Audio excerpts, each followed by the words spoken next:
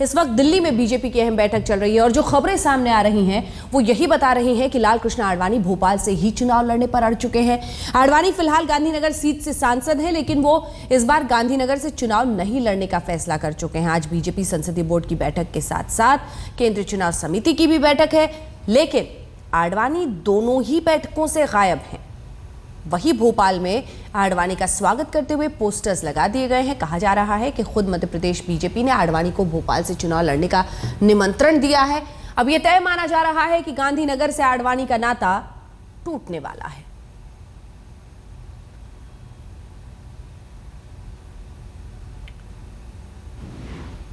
अमिताभ सिन्हा हमारे सहयोगी बीजेपी दफ्तर के बाहर से हमारे साथ मिल रहे हैं। अमिताभ, एक वक्त था जब नरेंद्र मोदी के नाम का ऐलान होना था, तब भी इसी तरह की रुसव्वल और मनव्वल हम देख रहे थे बीजेपी में। अब एक बार फिर आडवाणी कहां से लड़ेंगे, कहानी वहीं पर आकर पहुंच गई है।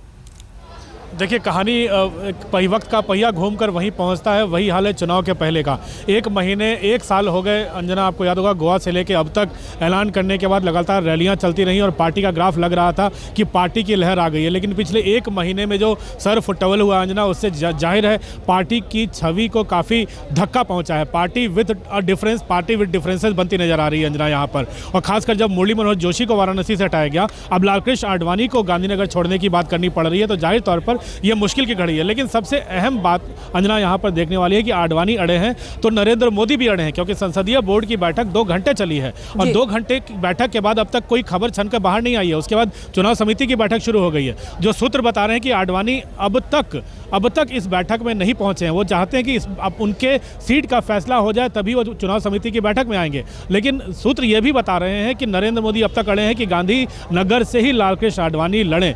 तो ये अभी गतिरोध थोड़ा बना हुआ है।